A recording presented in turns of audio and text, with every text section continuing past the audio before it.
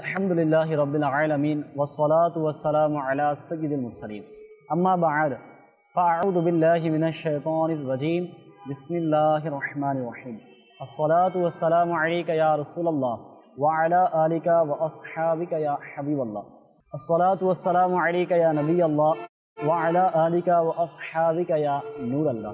প্রিয় মাদানী চ্যানেলের দর্শক শ্রোতা, দেখছেন অনুষ্ঠান এগিয়ে যাওয়ার আগ্রহ। প্রতি পর্বের নেই আজকেও আরও একটি নতুন বিষয় নিয়ে উপস্থিত হয়েছি ইনশাআল্লাহ তাআলা। সেই বিষয় সম্পর্কে শ্রবণ করব এবং সেই বিষয় সম্পর্কে কিছু গুরুত্বপূর্ণ দিক আমরা শোনার চেষ্টা করব। আসুন শুরুতেই কিছু ভালো ভালো নিয়ত করে নিই। নবী করিম রউফুর রহিম সাল্লাল্লাহু আলাইহি ওয়াসাল্লাম ইরশাদ করেছেন, বান্দার নিয়ত তার আমলের উপর নির্ভরশীল। আসুন নিয়ত করে নিই আল্লাহ তাআলার সন্তুষ্টি অর্জন, সওয়াব হাসিলের নিয়তে ইনশাআল্লাহুল করিম শুরু থেকে শেষ পর্যন্ত অনুষ্ঠান দেখবেন ইনশাআল্লাহ। অমনোযোগী হয়ে নয়, মনোযোগ সহকারে ইলমে দ্বীনের সম্মানার্থে মনোযোগ দিন ইনশাআল্লাহ তাআলা আমরা বয়ান শোনার চেষ্টা করব। আসুন অনুষ্ঠানের শুরুতেই দুরূদে পাকের ফজিলত শ্রবণ করি। নবী করিম রউফুর রহিম সাল্লাল্লাহু আলাইহি ওয়াসাল্লাম ইরশাদ করেছেন, যে ব্যক্তি আমার প্রতি দুরূদে পাক পাঠ করা ভুলে গেল তবে সে যেন জান্নাতে যাওয়ার রাস্তা ভুলে গেল। আল্লাহু আকবার কবীরা। কেমনই হতভাগা সে ব্যক্তি যে জান্নাতে যাওয়ার রাস্তা ভুলে যাবে। তো আমাদের উচিত হচ্ছে অধিক পরিমাণে মহাব্বত নিয়ে, জখ ও শখ নিয়ে নবী করিম সাল্লাল্লাহু আলাইহি ওয়াসাল্লামের প্রতি দুরূদ শরীফ পাঠ করা। আল্লাহ তাআলা আমাদেরকে মহাব্বত ভালোবাসা নিয়ে দুরূদ শরীফ পাঠ করার তৌফিক দান করুন। আসুন অনুষ্ঠানের শুরুতে একবার দুরূদ শরীফ পড়ি। সল্লু আলাল হাবিব সাল্লাল্লাহু তাআলা আলা মুহাম্মদ সাল্লাল্লাহু আলাইহি ওয়াসাল্লাম। প্রিয় মাদানী চ্যানেল দর্শকবৃন্দ, আমাদের অনুষ্ঠানে আমরা প্রতিটি পর্বে একটি করে বিষয় নিয়ে থাকি এবং গুনাহ থেকে বাঁচার মাধ্যমে দুনিয়াবি কাজ থেকে বেঁচে আল্লাহ পাকের দ্বীনের পথে কীভাবে এগিয়ে যাওয়া যায় তা সম্পর্কে আমরা কিছু গুরুত্বপূর্ণ দিক শ্রবণ করি। আজকে যে বিষয় আমরা নিয়েছি সেটি হাকিকতেই বাস্তবিকভাবে সেটি অনেক বেশি গুরুত্বপূর্ণ। কারণ এটি এমনই গুরুত্বপূর্ণ, উলামায়ে কেরাম বলেছেন, কিতাবের মধ্যে এটা এসেছে, বান্দার প্রথমে দৃষ্টি যায়, তারপরে তার শরীরের অন্যান্য অঙ্গ প্রত্যঙ্গগুলো ওই দিকে ধাপিত হয়। কোনো খারাপ কাজে, কোনো গুনাহের কাজে বা কোনো ভালো কাজে যখনই আমি ভালো কিছুকে দেখব, খারাপ কিছুর দিকে দৃষ্টি দিব, বা দুনিয়াতে রাস্তায় আমি হাঁটলাম, রাস্তায় হাঁটতেছি, এমন অবস্থায় কোনো খারাপ কিছুর প্রতি আমি দৃষ্টি দিলাম, এখন খারাপ কিছুর প্রতি দৃষ্টি যাওয়ার কারণে, চোখ যাওয়ার কারণেই তখন আমার মন সেদিকে ধাপিত হবে। তো আজকের বিষয় হচ্ছে দৃষ্টিকে সুরক্ষিত রাখা। ইনশাআল্লাহ তাআলা দৃষ্টিকে কীভাবে সুরক্ষিত রাখা যায় আর দৃষ্টিকে সুরক্ষিত না রাখার কি ক্ষতি রয়েছে সে সম্পর্কে আমরা শ্রবণ করব। আসুন প্রথমেই একটি ঘটনা আমরা শ্রবণ করি। নবী করিম রউফুর রহিম সাল্লাল্লাহু আলাইহি ওয়াসাল্লাম ইরশাদ করেছেন, যা বুখারী শরীফের মধ্যে বর্ণিত রয়েছেন, হযরত সাইয়্যিদনা আবু সাঈদ খুদরী রাদিয়াল্লাহু তাআলা আনহু থেকে বর্ণিত, নবী করিম রউফুর রহিম সাল্লাল্লাহু আলাইহি ওয়াসাল্লাম ইরশাদ করেছেন, আল্লাহু আকবার, তোমরা রাস্তায় বসা থেকে বিরত থাকো। সাহাবাই কেরাম আলাইহিম রিদওয়ানগণ আরজ করলেন, ইয়া রাসূলুল্লাহ সাল্লাল্লাহু আলাইহি ওয়াসাল্লাম, আমরা এই মজলিসে বসে জরুরি আলাপ করে থাকি আর এটি আমাদের জন্য অনেক জরুরি।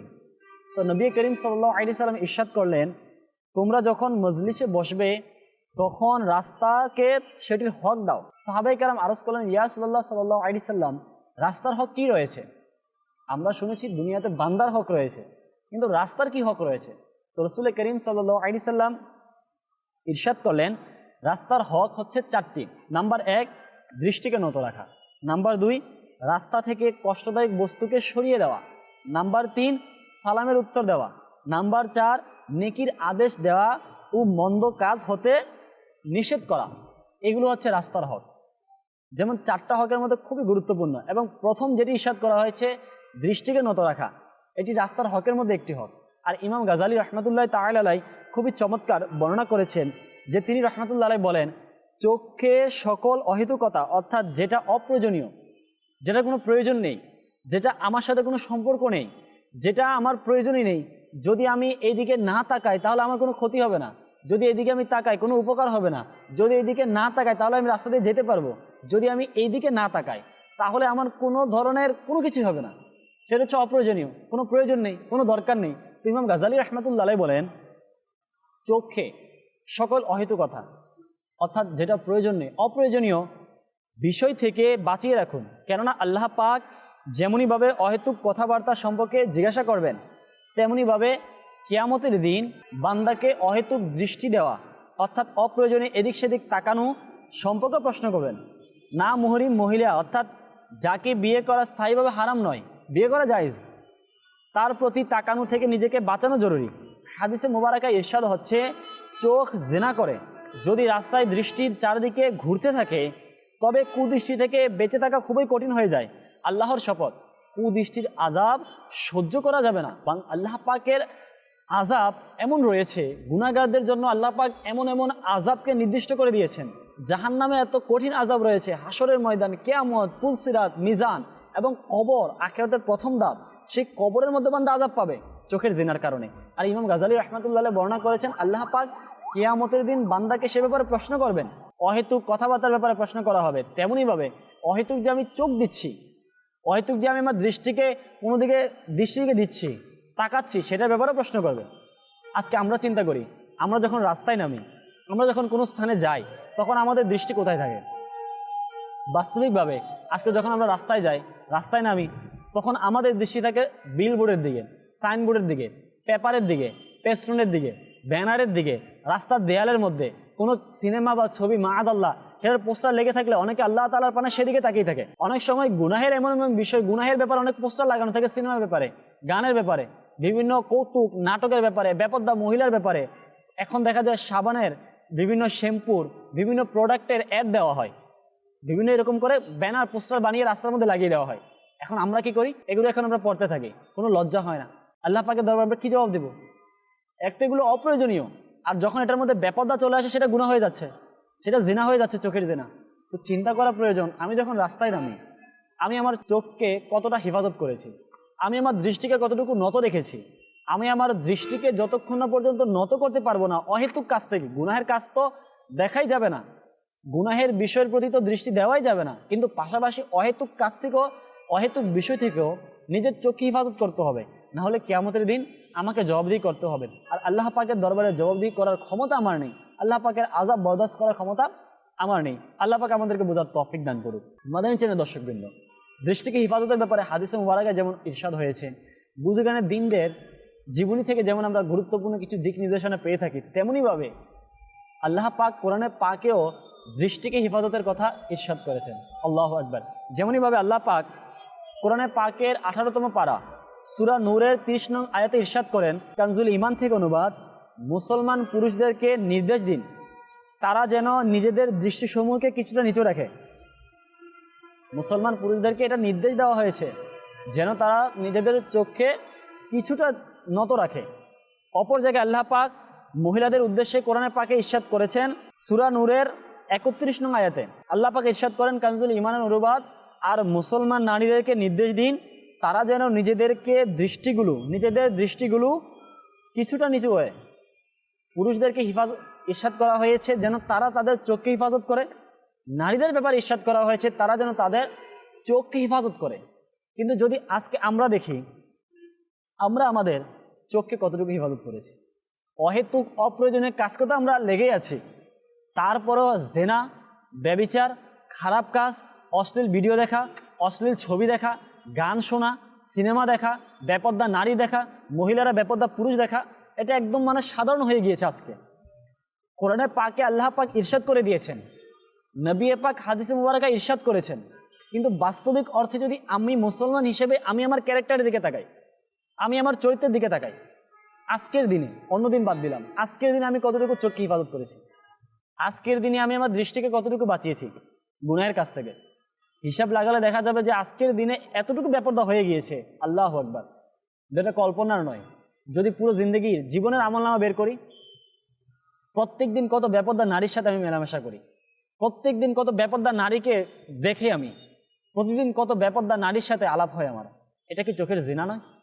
এটা কি জিনা হচ্ছে না? এটা কি গুনাহের কাজ নয়? আজকের বিষয়ে দৃষ্টিকে হেফাজত করা, দৃষ্টিকে আমি হেফাজত করি, আল্লাহ চাইতে ইনশাআল্লাহ অন্যান্য শরীরের গুনাহ থেকে বাঁচবো। বেপরদা নারী দেখলে নিজের চোখকে নত করে দিই, যখনই রাস্তায় নামি চোখের দৃষ্টিকে নিচের দিকে রাখি, আল্লাহ চাইতে ইনশাআল্লাহ শরীরের প্রতিটি অঙ্গ প্রত্যঙ্গ গুনাহ থেকে বাঁচবে। যখন আমার চোখ অপ্রয়োজনীয় কিছু দেখবেই না, গুনাহের কিছু দেখবেই না, আল্লাহ চাইতে ইনশাআল্লাহ শরীরের প্রতিটি অঙ্গ প্রত্যঙ্গ গুনাহ থেকে বেঁচে যাবে। আল্লাহ পাক আমাদেরকে বোঝার তৌফিক দান করুন। মাদানী চ্যানেল দর্শকবৃন্দ,